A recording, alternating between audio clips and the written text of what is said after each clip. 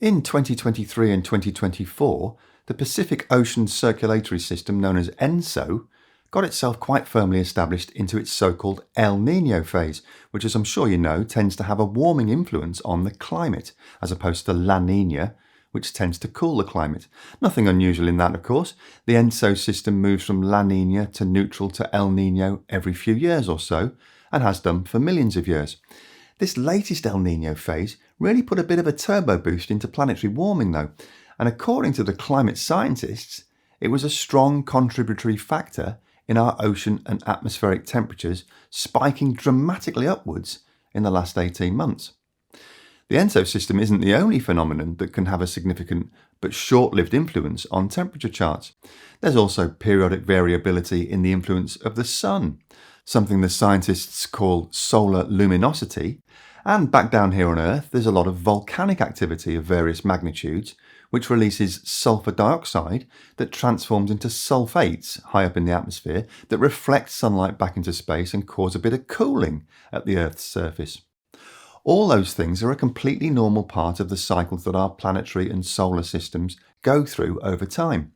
The trouble is, they have the very undesirable effect of completely skewing the decadal trends in global temperatures.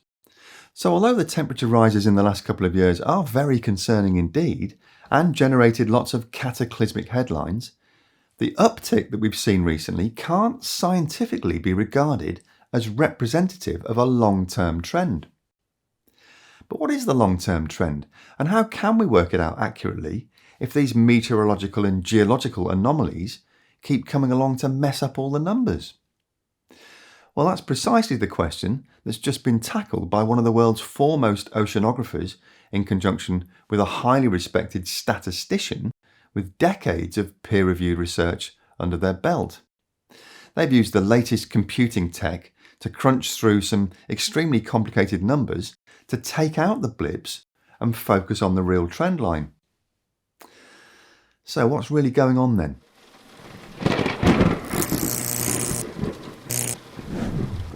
Hello and welcome to Just Have a Think.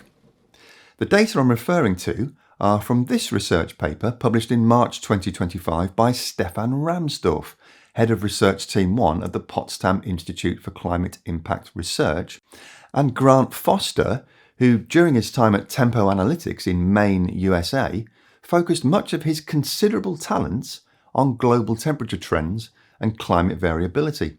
Rahmstorf and Foster explain that since the 1970s, the mean surface temperature of our planet has been on a steady upward trend, rising at an average rate of about 0.2 degrees Celsius every decade. And we've got all the blips and fluctuations along the trend line due to the phenomena like those I mentioned earlier.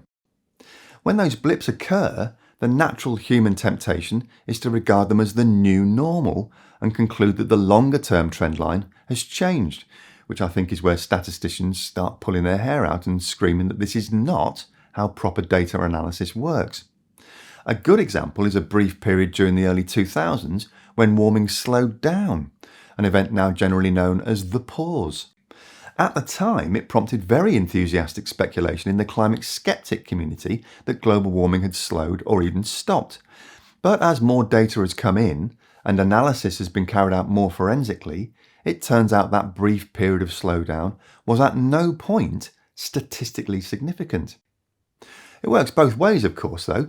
It's equally rash to take a couple of uncharacteristically warm years, like 2023 and 2024, and immediately extrapolate those data into a new paradigm without applying the same rigorous analysis. To use the science speak employed by Rahmstorf and Foster, recent record hot years have caused a discussion whether global warming has accelerated, but previous analysis found that acceleration has not yet reached a 95% confidence level given the natural temperature variability. So what these two highly experienced climate science veterans set out to do was apply some very well tested and widely accepted techniques to the historical data in an attempt to reduce or remove the misleading blips in either direction in order to produce a trend line that better represents long-term changes over time. They already knew that arguably the three biggest culprits for those data blips were El Nino, volcanism and solar variation, just as I mentioned at the start of the video. So they focused on identifying those signals in the data record. It's probably worth just clarifying what actually constitutes a long-term trend here. But before I do that, if you're interested in this kind of subject matter, then you can hugely support me in continuing to produce it each week by clicking the subscribe button and selecting all notifications so you don't miss any of my further videos.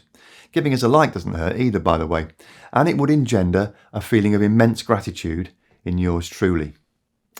So here's the thing about long-term trends. Although in 2024 we did see average global surface temperatures rise above the dreaded 1.5 degrees Celsius warming limit set out in the 2015 Paris Climate Accord, and in fact the average across that entire year was 1.55 degrees Celsius above the 1850 to 1900 average, that doesn't mean the world has breached the Paris Climate Accord target, at least not yet anyway. To do that, you need to exceed the limit not just for a single year, but for the average over a 20-year period centred on whichever year you're using as your baseline. Now, there's apparently a standard statistical technique known as change point analysis, or CPA, which detects points in time where the statistical properties of a time series change significantly. In the context of planetary warming, it helps the number crunchers distinguish between natural variability and underlying structural changes and identify when a climate regime shift occurs. And specifically, it allows scientists to pinpoint the onset of anthropogenic or human-caused signals in the climate records. Rahmstorf and Foster base their analysis on 5 of the best-known global temperature datasets, one from NASA and one from the US National Oceanic and Atmospheric Administration, or NOAA, a third from an independent non-profit climate science organisation called Berkeley Earth, a fourth known as HADCREW, which comes from the UK Met Office Hadley Centre, and a final set called ERA5, produced by the European Centre for Medium Range Weather Forecasts. The authors explain that the generally accepted change point analysis performed on those datasets until 2023 does not find a significant change in warming trend since the one that occurred in the 1970s. In other words, it suggests the warming trend of 0.2 degrees Celsius per decade is still the trajectory the world is on. So the pair added the slightly crazy 2024 data into the CPA, but it still failed to raise the statistical significance of recent warming to the 95% confidence level that rigorous science like this tends to require, although they did point out that it exceeded the 90% confidence level in 2 of the 5 datasets. But those datasets still contained all the short-term blips that we looked at earlier, and according to Rahmstorf and Foster, it is that short-term natural variability in the data that reduces the statistical significance of any trend changes. You really want all those blips out of your dataset so that the underlying long-term trend becomes more apparent. To achieve that, the pair applied another well-established method to estimate and remove the effects of the ENSO system, as well as those peaks and troughs in solar luminosity and known volcanic eruptions. And to give you some more science speak from the paper, all 3 can be quantified by independent measurements and their effect on global temperature established by a lagged correlation analysis using monthly data. So, lagged correlation analysis then. Well, I looked it up and it's apparently a technique used to see how much one thing affects another, but with a time delay. So for example, when a big El Nino event happens, it doesn't heat up the planet immediately, the temperature might rise a month or 2 later. A lagged correlation analysis looks at this delayed effect by shifting the timelines to see when the strongest connection occurs between 2 sets of data. They hadn't finished yet though. The next job was to apply something called a piecewise linear fit across 10 to 51 year trends. So what does that mean then? Well, I looked this one up as well. And by the way, if you're already a climate scientist or a statistician and you deal with these techniques in your day job, then you might want to skip on a minute or so. But for the rest of us, in a climate data context, a piecewise linear fit is apparently a way of modelling long-term temperature trends using straight line segments instead of one single line. So instead of fitting one line to all the data, scientists split the timeline into sections or pieces, with each piece getting its own straight line, and those lines being connected at the so-called change points where the slope of the line shifts. Rahmstorf and Foster's so-called PLF10 piecewise linear fit indicates that the most recent 10-year trend is significantly steeper than any previous, at about 0.4 degrees Celsius per decade. They'd found a regime shift in the data, which in 4 of the 5 data sets was centred around 2015. And then the last statistical technique applied by our learned friends was something called a low-S smooth. Sounds a bit like a cocktail, but is in fact a standard low-pass filter that can illustrate gradual trendline changes.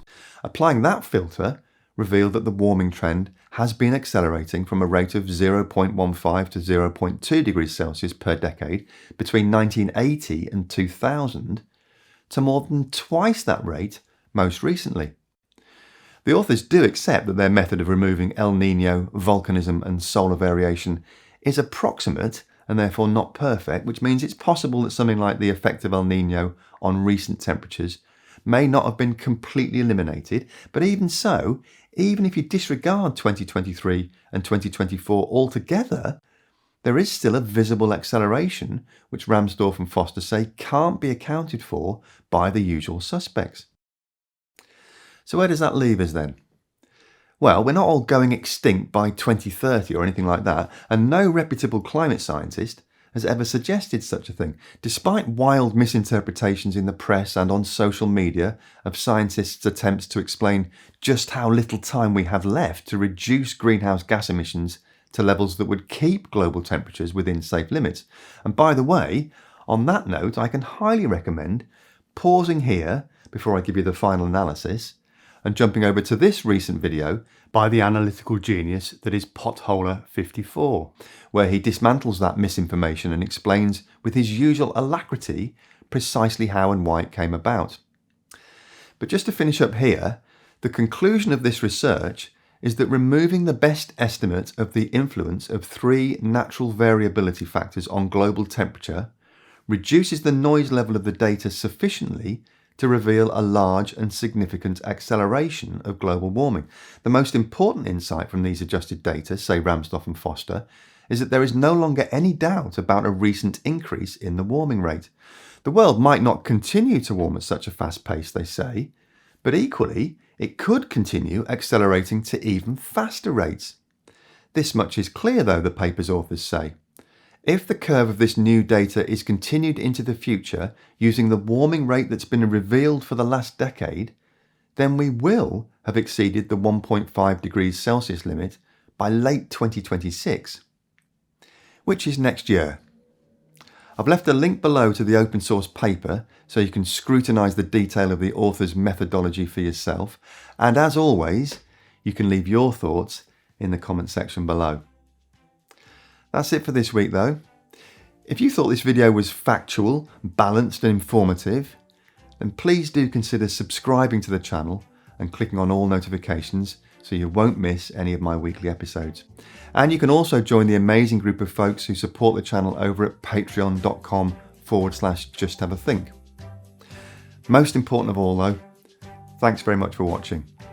Have a great week and remember to just have a think. See you next week.